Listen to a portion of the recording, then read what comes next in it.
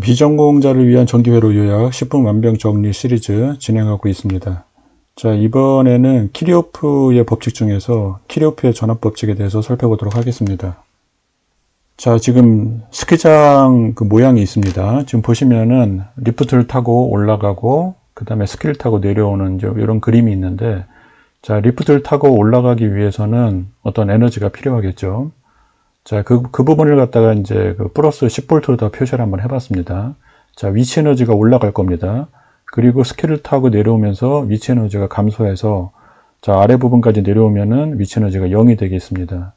결국 이 부분을 갖다가 이제 회로로다가 구성을 한번 해보면, 오른쪽에 보시는 것처럼, 자, 10V 전압원이 있고, 10V 전압원에서 공급되는 이 에너지가 저항을 통하면서 소모가 되는 그런 형태가 되겠습니다. 그래서 6Ω짜리 저항을 통하면 6V만큼의 전압 강화가 발생을 하고, 그 다음에 다시 4Ω의 저항을 통하면서 4V만큼의 전압 강화가 발생합니다. 그래서 주어진 전압 10V하고 그 전압 강화의 합하고 같아지게 되겠습니다. 그게 이제 키리오프의 전압 법칙이라고 보시면 되겠습니다. 자, 다른 말로 하면 폐회로에서 전압의 대수압은 0이다, 이렇게 얘기를 합니다.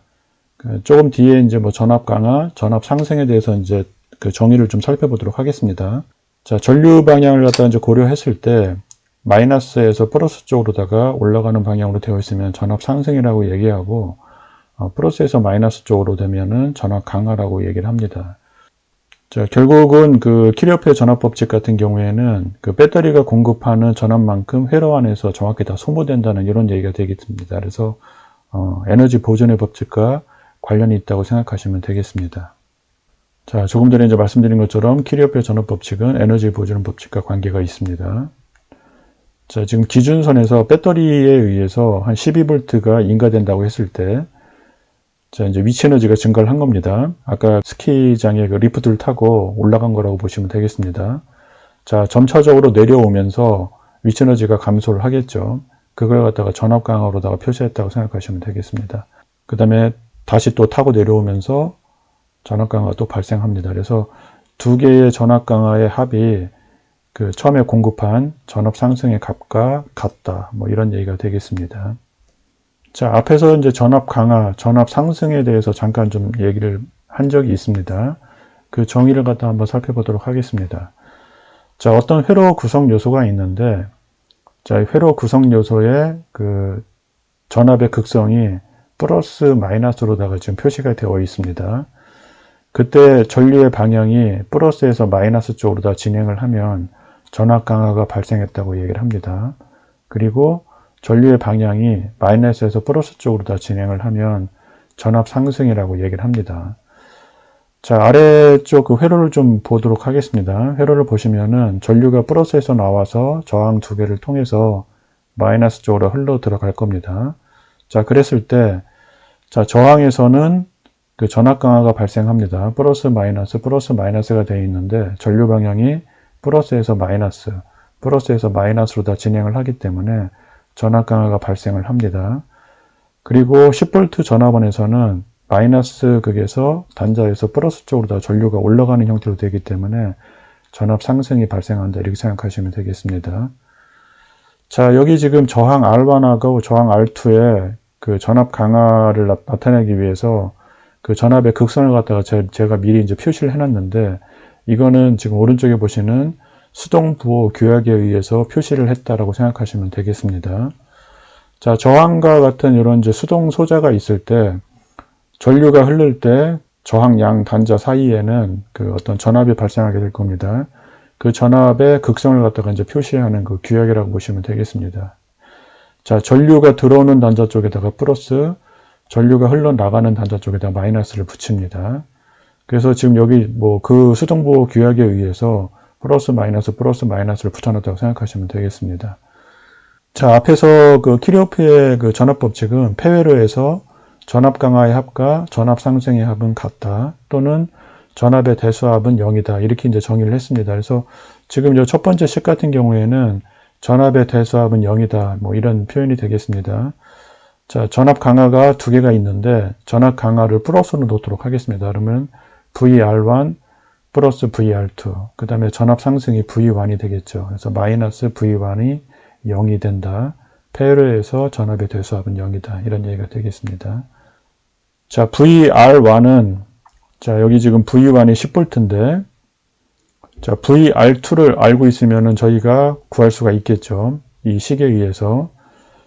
자, V1 마이너스 VR2가 되겠습니다. 그래서 VR2가 지금 보시면은 0V를 기준으로다가 여기 지금 측정된 전압이 5V라고 나와 있습니다. 그래서 5V가 된다는 얘기가 되겠죠. 자, 공급된 전압이 10V인데 저항 두 개에 의해서 전압 강화가 일어나게 되는데 이 전압 강화의 합이 10V하고 같아져야 됩니다. 자, 아래쪽 저항에 걸리는 전압이 5V라는 거 저희가 이미 알고 있기 때문에 키르호프 전압 법칙을 갖다가 적용하면 위의 저항에서도 5V만큼의 전압 강화가 일어나야 된다는 거 바로 알 수가 있겠습니다.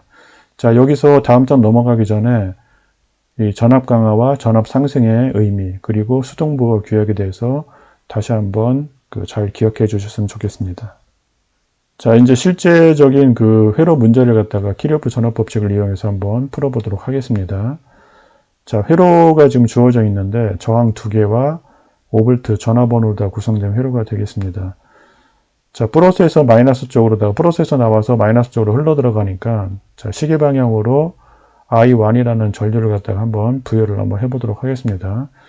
자, 그러면 R1에서는 전압 강화가 일어나겠죠. 전류 방향 고려했을 때 좌측이 플러스, 우측이 마이너스가 될 겁니다. 자, V는 IR에 의해서 R1의 저항값이 100ohm이기 때문에 100 곱하기 I1이 되겠죠. 100 곱하기 I1. 역시 직렬 회로이기 때문에 R2에도 똑같이 I1의 전류가 흐르게 됩니다. 자, 위에서 아래쪽으로 전류가 흐르기 때문에 위쪽이 플러스, 아래쪽이 마이너스 이렇게 이제 전압이 발생할 겁니다. 자, 역시 ohm의 법칙을 적용하면 R2 양 단자 사이에 걸리는 전압 강화는 500 곱하기 I1이 되겠습니다. 500 곱하기 I1. 자, 그 다음에 전류가 흘러서 5V 전압원에서 마이너스에서 플러스 쪽으로 갑니다. 전압 상승이 되겠죠. 그래서 전압 상승은 마이너스를 붙여서 마이너스 5는 0 이렇게 났습니다. 자, 폐회로에서 전압의 대수압은 0이다. 그거를 적용한 식이라고 보시면 되겠습니다. 자, 그러면 600 I1은 5가 되겠죠. 그래서 I1을 저희가 구할 수가 있겠습니다. 120분의 1이기 때문에 약 0.00833 암페어. 미리암페어로 바꾸면 8.33 미리암페어 정도 되겠습니다. 여기서는 이제 전압을 구하지는 않았는데 I1을 저희가 구했기 때문에 각각의 100ohm에다가 I1을 곱하고 500ohm에다가 I1을 곱하면 100ohm 양 단자 사이에서의 전압 강화, 그 다음에 500ohm에서의 전압 강화도 저희가 구할 수가 있겠습니다. 자, 여기 이제 아까 제가 말씀드린 것처럼 수동부호 규약에 의해서 전류 방향 고려해서 각 저항에서의 전압의 극성을 표시한 예가 되겠습니다. 자, 두 가지 문제를 더 좀 풀어보도록 하겠습니다. 자, 위에는 보시면은 이제 전압원이 두 개가 있고 아래쪽에는 전압원이 세 개가 있습니다. 자, 먼저 위에 거를 좀 풀어보도록 하겠습니다. 자, 전류 방향이 어느 쪽으로 흐를지 모릅니다. 지금 V1과 V2의 크기가 좀 주어져 있지 않습니다.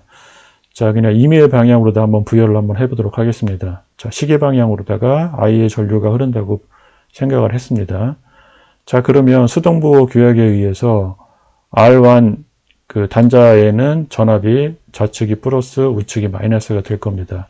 자, 전압 강화가 일어나겠죠. 그때 그 전압 강화의 값은 I 곱하기 R1이 되겠습니다. 그 다음에 전류 방향 고려했을 때 V2에서 플러스에서 마이너스로 가니까 역시 전압 강화가 되겠습니다. 그래서 플러스 V2를 적었습니다.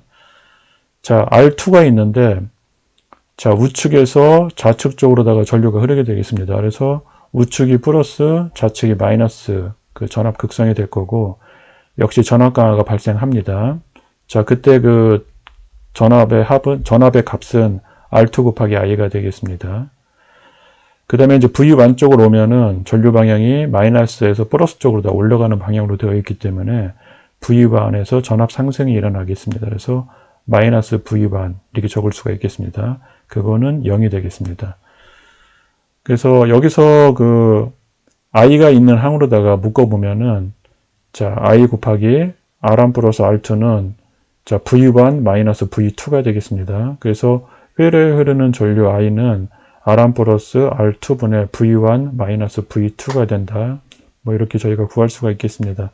자, 여기서도 마찬가지로 이 I 값을 구하면 지금은 이제 V1, V2, R1, R2 값이 주어져 있지 않기 때문에 이렇게 이제 식으로만 표시를 했는데 실제 그 값이 주어진 경우에는 I 값을 저희가 구할 수가 있겠습니다. 그러면 그 I 값을 곱하기 R1을 하면 R1에서의 그 전압 강화를 구할 수가 있을 거고 I 곱하기 R2를 하면은 R2에서의 전압 강화를 구할 수가 있을 겁니다.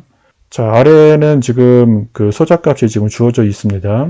자, 여기서도 그 시계 방향으로다가 임의의 전류를 갖다가 부여하도록 하겠습니다. 그러면은 여기서 2ohm에서는 전압 강화가 일어나겠죠.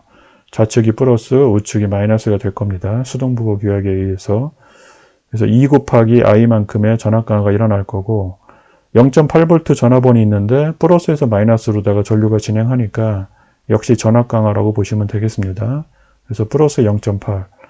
자, 그 다음에 2V 여기 전압원에서도 플러스에서 마이너스 쪽으로 전류가 흐르기 때문에 전압 강화라고 보시면 되겠습니다. 플러스 2. 자, 그 다음에 흘러서 3V 전압원에서는 마이너스에서 플러스 쪽으로 전류가 올라가기 때문에 전압 상승이라고 보시면 되겠습니다. 그래서 마이너스 3은 0 이렇게 놓을 수 있겠습니다. 그래서 이 I는 3 마이너스 2.8이 되기 때문에 I는 2분의 0.2 해서 I 값은 0.1A가 되겠습니다. 자, I 값이 0.1A라는 거 구했으니까 뭐 2ohm에서 그 전압 강화도 저희가 구할 수가 있겠죠. 자, 0.2V 정도 될 것 같습니다. 0.2V. 자, 이렇게 해서 키르호프의 전압 법칙이 무언지 그 간단하게 몇 가지 그 회로를 통해서 한번 확인 한번 해봤습니다.